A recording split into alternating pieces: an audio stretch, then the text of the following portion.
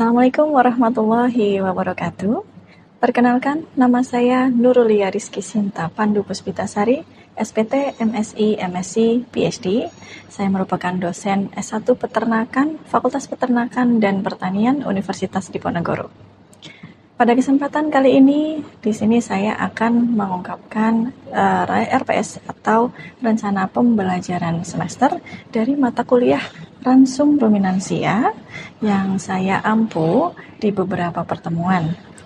Nah, mata kuliah Ransum Ruminansia merupakan mata kuliah pada program S1 Peternakan dengan 3 SKS yang membahas prinsip-prinsip dasar hingga aplikatif dalam penyusunan, evaluasi, dan pengembangan ransum untuk ternak ruminansia.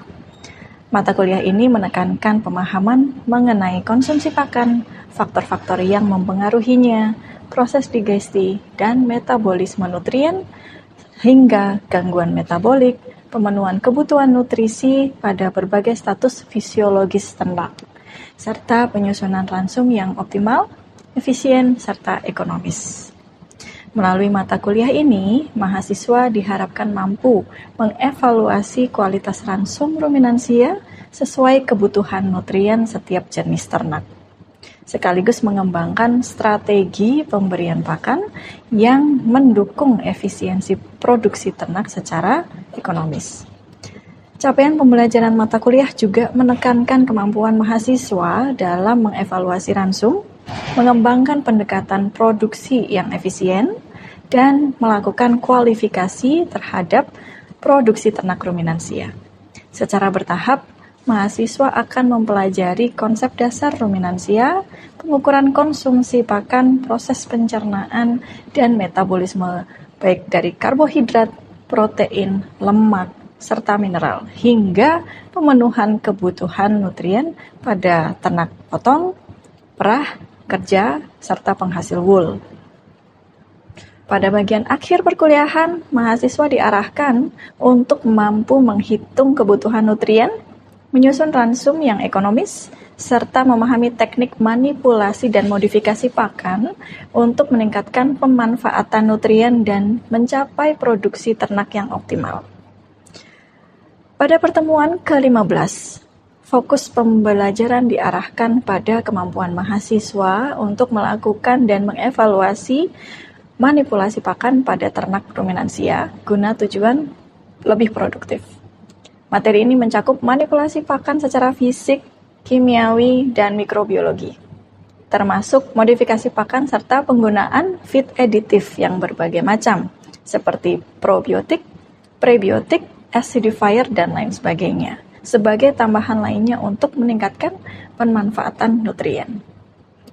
Pertemuan ini menjadi sangat krusial karena manipulasi pakan merupakan salah satu strategi lanjutan dalam nutrisi ruminansia. Setelah mahasiswa memahami konsumsi, digesti, metabolisme, kebutuhan nutrien, dan penyusunan ransum, maka pada tahap ini mahasiswa diajak untuk berpikir lebih aplikatif dan inovatif. Bagaimana caranya memperbaiki kualitas pakan, meningkatkan kecernaan, mengefisienkan penggunaan nutrien, dan mengoptimalkan produksi ternak melalui perlakuan dan penambahan tertentu pada ransum. Dalam praktiknya, tidak semua bahan pakan memiliki kualitas nutrien yang ideal. Beberapa bahan pakan, khususnya limbah pertanian atau hijauan berkualitas rendah, memiliki kandungan serat kasar yang tinggi, palatabilitas rendah, atau kecernaan yang terbatas. Oleh karena itu, manipulasi pakan dapat dilakukan melalui perlakuan fisik, seperti pencacahan, penggilingan, pelleting, atau pengolahan ukuran partikel. Lalu ada perlakuan kimiawi seperti amoniasi dengan menggunakan urea atau perlakuan alkali, serta perlakuan mikrobiologi seperti fermentasi dengan penambahan mikroba tertentu untuk meningkatkan nilai guna bahan pakan tersebut. Selain itu, penggunaan feed additive juga menjadi bagian penting dalam strategi manipulasi ransum. Probiotik dapat membantu mendukung keseimbangan mikroba rumen, dan prebiotik dapat menjadi substrat bagi mikroorganisme yang menguntungkan. Sedangkan acidifier dan bahan tambahan lain dapat diarahkan untuk memperbaiki lingkungan pencernaan, efisiensi fermentasi, dan pemanfaatan nutrien. Tujuan akhirnya adalah agar ransum yang diberikan tidak hanya cukup secara kandungan nutrien, tetapi juga mudah dicerna, lebih efisien dimanfaatkan, dan mampu mendukung produksi daging atau susu secara optimal. Pada pertemuan ini, mahasiswa tidak hanya dituntut untuk memahami teori, tetapi juga mampu menjelaskan metode dan prosedur manipulasi pakan, serta mengevaluasi dampaknya terhadap pemanfaatan nutrien dan produktivitas ternak. Dalam RPS, indikator keberhasilan pertemuan ini adalah mahasiswa mampu menjelaskan dan melaksanakan metode serta prosedur manipulasi pakan untuk meningkatkan pemanfaatan nutrien sehingga tercapai produksi yang optimal pada ternak ruminansia dengan tingkat penguasaan 90% benar. Setelah ini akan ada video proses belajar mengajar di pertemuan ke-15. Selamat menikmati. Terima kasih. Oke. Bismillahirrahmanirrahim. Assalamualaikum warahmatullahi wabarakatuh. Selamat pagi adik-adik mahasiswa semuanya. Sehat semua? Alhamdulillah sehat. Baik, selamat datang di kelas mata kuliah Ransum Ruminansia, pertemuan 15 dengan saya, Nurulia Rizky Sinta Pandu Puspitasari, SPT, MSI, MSc, PhD. Saya merupakan dosen dari program studi S1 Peternakan, Fakultas Peternakan dan Pertanian Universitas Diponegoro. Untuk pertemuan ke-15 ini, saya akan membahas mengenai topik penting, yaitu modifikasi pakan dan manipulasi berupa feed additive untuk meningkatkan pemanfaatan nutrien pada ternak ruminansia. Pertama, kita harus mengetahui dulu apa itu perbedaan dari modifikasi dan manipulasi. Jadi modifikasi itu berupa perubahan secara struktur, shape atau bentuk gitu ya, fisiknya, dan juga karakteristik. Misal, kita menchopper rumput, grinder itu ya, dibuat sebagai menjadi tepung misalnya. Nah, jadi ada perubahan yang terjadi pada bahan pakannya tersebut. Sedangkan manipulasi itu lebih ditekankan kepada strateginya. Langkah apa yang kita lakukan untuk mencapai tujuan tertentu. Misal, peternak memberikan rasio rumput dan konsentrat sebanyak berapa persen? Misalnya 60-40, 80-20, atau 50-50. Strategi yang lain, misalnya peternak atau kita sebagai peneliti memberikan penambahan feed additive berupa asam amino esensial misalnya, atau berupa feed additive yang biologis seperti probiotik, atau feed additive berupa prebiotik gitu. Jadi beda ya antara modifikasi dan manipulasi. Kira-kira kenapa ya kita itu melakukan modifikasi dan manipulasi berupa feed additive? Apa pentingnya? Ada yang bisa angkat tangan? Kalau dengan dimodifikasi dan dimanipulasi itu pakan yang bisa meningkatkan produktivitas ternak, terus juga lebih mudah diproduksi, lebih efisien dan juga lebih aman. Tapi pakan itu perlu dimodifikasi dan dimanipulasi karena pakan yang tersedia itu belum langsung optimal untuk ternak. Oh iya, baik, betul sekali. Dengan Mbak siapa? Nisa. Mbak Nisa. Tepat ya Mbak Nisa. Jadi pada praktikalnya memang di peternakan konvensional itu kebanyakan peternak memberikan pakan pada ternaknya itu seadanya gitu ya. Padahal variasi nilai nutriennya kan juga beliau-beliau atau peternak itu tidak mengetahui ya. Misal rumput gajah punya anti nutrisinya apa gitu, atau apa kulit kopi misalnya. Nah, jadi dengan variasi yang tinggi tersebut, peternak tidak terlalu memperhatikan, sehingga akan berdampak terhadap produktivitasnya yang rendah. Inilah pentingnya ya topik bahasan pada pertemuan 15 ini, bagaimana kita caranya bisa mengevaluasi, memformulasi pakan, serta nantinya bisa berdampak pada produktivitas ternak yang optimal. Oke, untuk peta pembelajaran pada pertemuan kali ini, yang penting ya kita bisa memahami kualitas dari pakan tersebut, lalu strategi apa yang bisa kita lakukan dalam memanipulasinya, lalu feed aditif apa sih yang cocok gitu untuk ternak kita, tentunya disesuaikan dengan komoditas yang berbeda, lalu juga fase fisiologis yang berbeda gitu ya. Lalu setelah kita menentukan feed aditifnya apa, kita bisa melanjutkan ke formulasi ransum. Selanjutnya, kalau kita sebagai peneliti di institusi ya, di Undip, kita bisa mendesain penelitian semestinya seperti apa, pilih strateginya, apakah main level atau langsung T0, T1 misalnya ya. Lalu kita juga menentukan teknik pengujian atau variabel atau parameter apa saja yang perlu kita amati. Ya, jadi output akhir dari pertemuan ini yaitu mahasiswa mampu menjelaskan dan melaksanakan metode dan prosedur manipulasi pakan berbasis bisa suplementasi, substitusi, atau eksplorasi bahan lokal untuk meningkatkan pemanfaatan nutrien sehingga tercapai produksi optimal pada ternak ruminansia. Oke, jadi sistem pencernaan di ruminansia itu sangat unik ya. Ternyata rumen itu sebagai bioreaktor itu yang bisa menghasilkan misalnya poor quality pakannya itu bisa tetap aja nanti hasilnya adalah VFA gitu ya. Nah, tapi apa-apa yang input yang dimakan oleh ternak ya hasilnya akan mengikuti. Maka dari itu input yang harus kita perhatikan ya, imbangan hijauan, konsentrat, ataupun penambahan-penambahan aditif yang lainnya perlu kita pertimbangkan. Sehingga pada proses fermentasi mikroba rumen itu tidak terlalu berat kerjanya, gitu ya, untuk mendegradasi serat. Dan output dari proses fermentasi tersebut berupa VFA atau volatile fatty acid ya, yaitu ada 3, C2, C3, C4.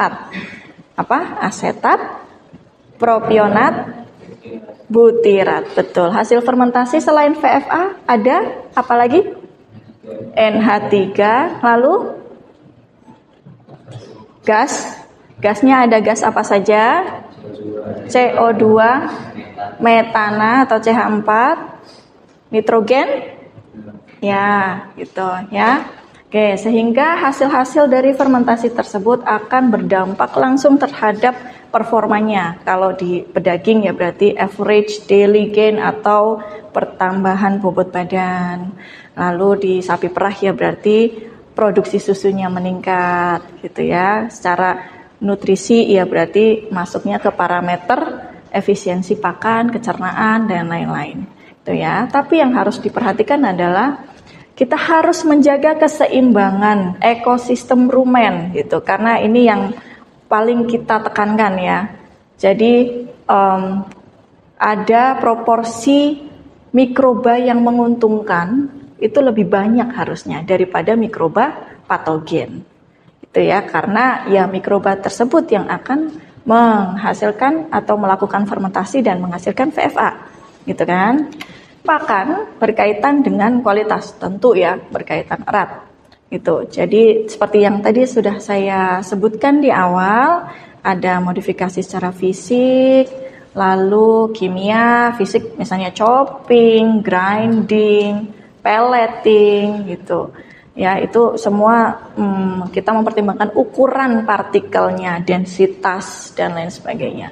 Sedangkan modifikasi secara kimia bisa dilakukan dengan amoniasi, penambahan urea. Betul? Oke. Selanjutnya modifikasi secara biologis dengan penambahan mikroba. Ya, mikroba secara biologis misalnya ya, prosesnya adalah fermentasi. Adik-adik tahu enggak ya sekarang contoh mikroba yang sering dilakukan oleh peternak untuk melaksanakan fermentasi? Apa?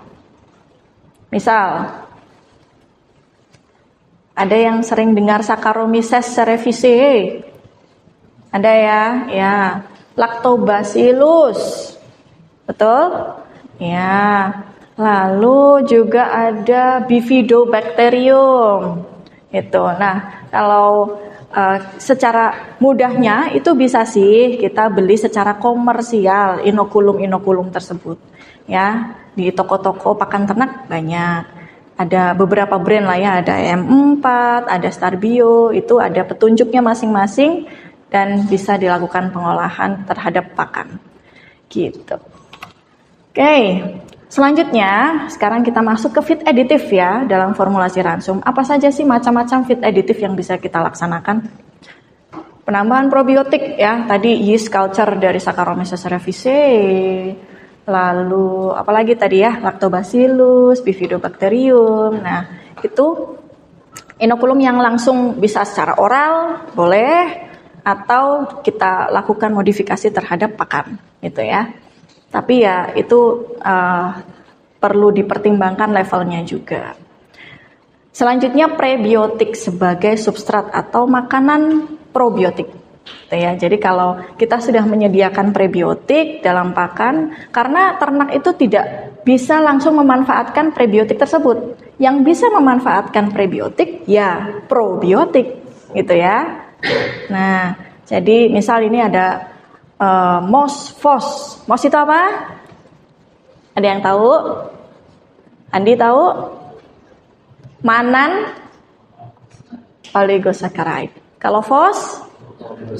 Frukto oligosaccharide. Ya, ada inulin juga sebagai substrat, salah satu substrat. Oke, selanjutnya bisa kita tambahkan enzim. Misal enzim selulase. Selulase itu berarti untuk apa kira-kira? Pascal. Selulase itu untuk degradasi. Yang keras. Selulase itu untuk degradasi serat kasar. Serat kasar. Oke, selulase selulosa. Oke, kalau silanase degradasi apa? Silan namanya ya. Sering dijumpai pada kulit biji-bijian gitu. Selanjutnya ada buffer NaHCO3 dan MgO. Itu untuk apa buffernya?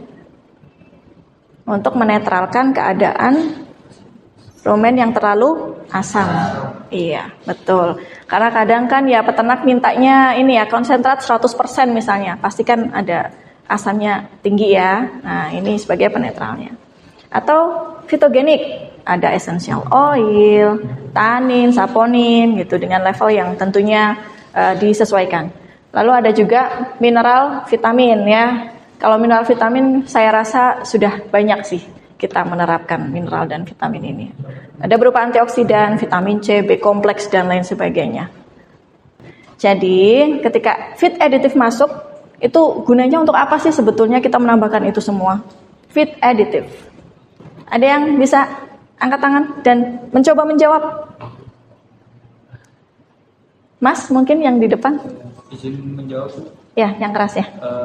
Feed additive adalah bahan tambahan dalam pakan ternak yang tujuannya untuk meningkatkan efisiensi dari pakan untuk menjaga produktivitas dari si ternak.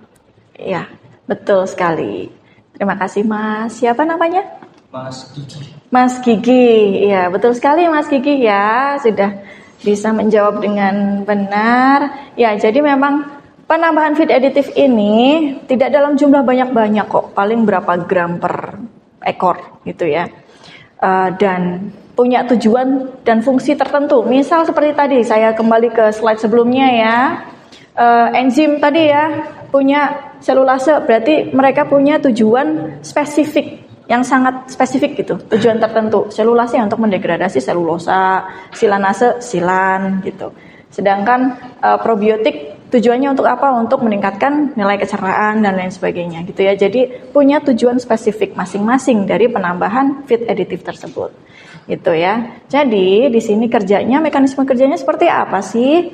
Jadi yang pertama untuk memodulasi mikroba rumen supaya ekosistemnya itu terjaga dengan baik. Gitu ya. Karena ada mikroflora dan mikrofauna di dalam rumen yang harus kita jaga. Gitu.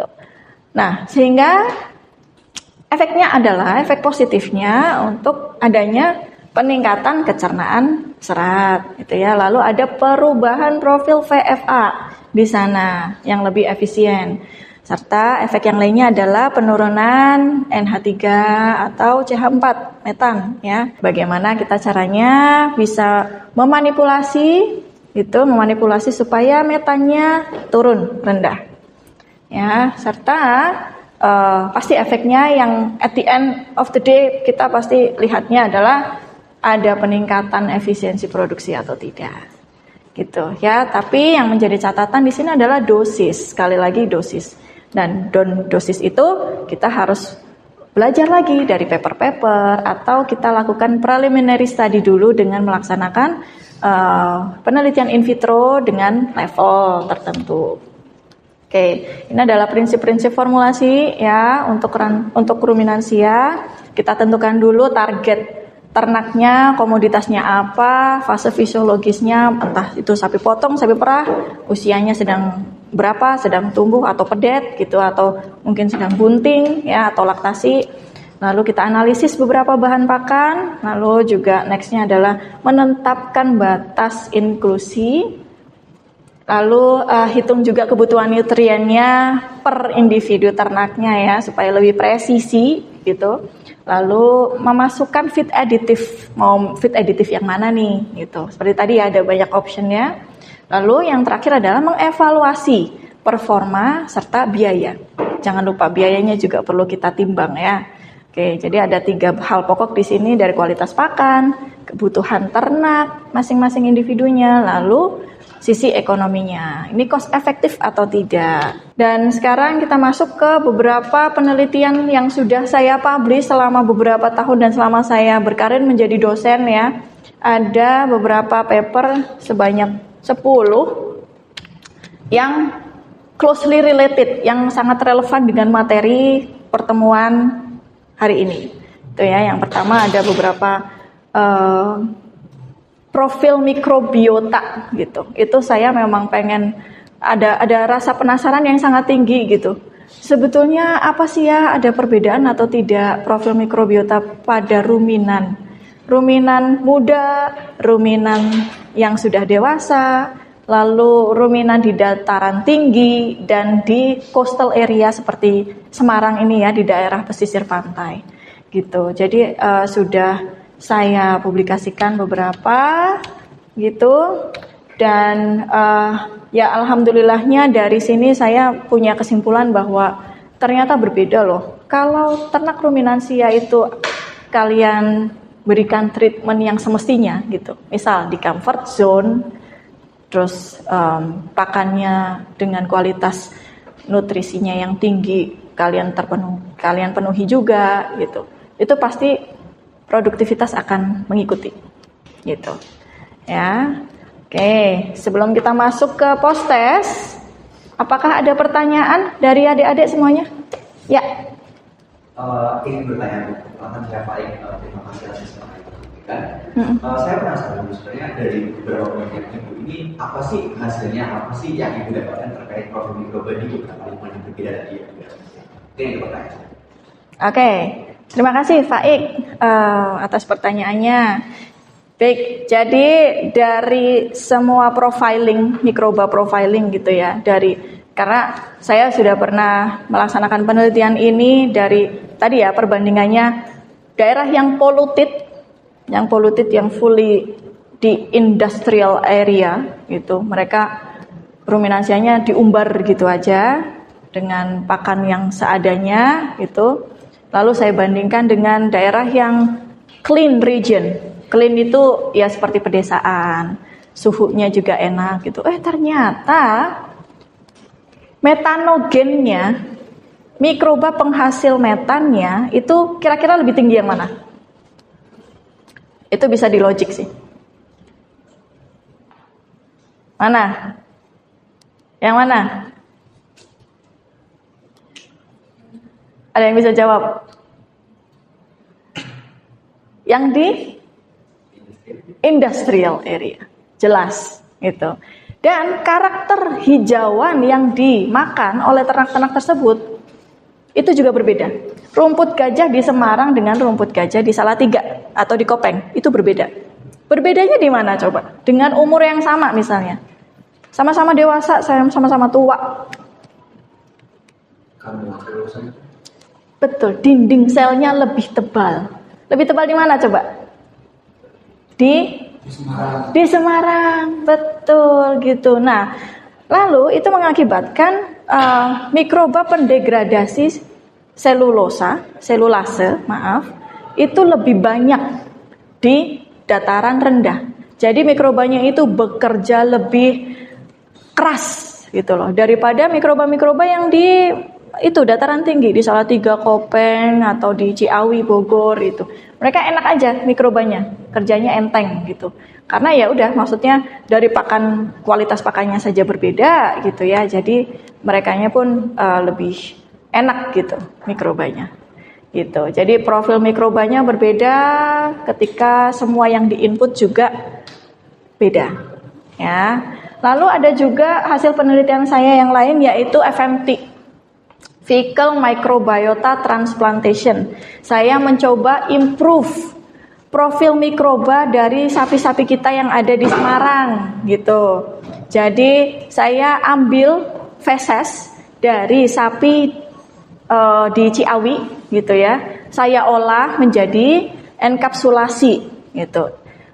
Fecal Microbiota Transplantation. Saya kasih itu si kapsul encapsulated FMT ke ternak-ternak kita yang ada di Semarang. Alhamdulillahnya ada peningkatan produksi susu.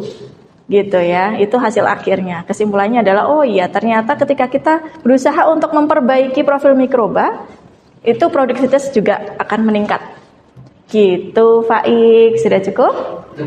Baik, oke. Jadi silakan untuk adik-adik semuanya bisa siapkan gadgetnya, lalu melaksanakan post test terlebih dahulu ya. Oke, jadi materi pada hari ini itu berdasarkan beberapa referensi, gitu. Bisa di download juga nanti papernya.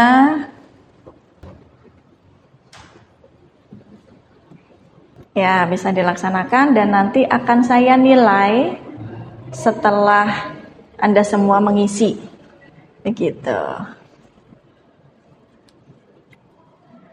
Baik, sudah berhasil scan semua ya? Sudah? Oke. Baik, terima kasih adik-adik yang sudah mendengarkan penjelasan saya pagi hari ini. Semoga bermanfaat ya adik-adik. Baik, terima kasih. Saya tutup kelas pagi hari ini. Wabillahi taufiq wal hidayah. Wassalamualaikum warahmatullahi wabarakatuh.